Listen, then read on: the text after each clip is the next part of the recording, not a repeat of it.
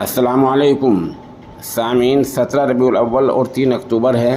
ख़बर का उन्वान है मुस्लिम यूनिवर्सिटी अलीगढ़ में फायरिंग, 3 लोग ज़ख्मी, यानी 3 तलबा ज़ख्मी। ज़ख्मी होने वालों में मोहम्मद सादिक और फिरोज़ समेत 3 तलबा शामिल हैं। बताया जा रहा है कि डॉक्टर सादिक एक निजी अस्पताल में काम करते हैं, किसी काम से वो यहाँ आए हुए थे।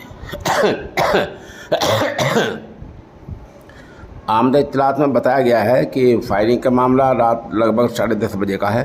कुछ लोग पार्टी कर रहे थे, उसी वक्त मोटरसाइकिलों पर नकाबपोश आए और फायरिंग करके भाग गए, कुछ पता नहीं चला। बाद में कुछ लोगों ने समझौते के लिए इनको बुलाया, समझौते के लिए वहाँ गए तो जाते फिर फायरिंग शुरू हो गई। इस तरह 3 ज़ख्मी हो गए हैं और मुस्लिम यूनिवर्सिटी अलीगढ़ में देर रात फायरिंग का मामला सामने आया है।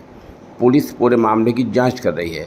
बताया जा रहा है कि पिछले दिनों जो यूनिवर्सिटी में एहतजाज हुआ था, ये मामला उसी से वाबस्ता है। बहरहाल जैसे भी कुछ है, सूरत हाल सामने आ जाएगी। पुलिस पूरे मामले की जांच कर रही है और मुस्लिम यूनिवर्सिटी अलीगढ़ में फायरिंग होना एक बड़ा अलमिया है।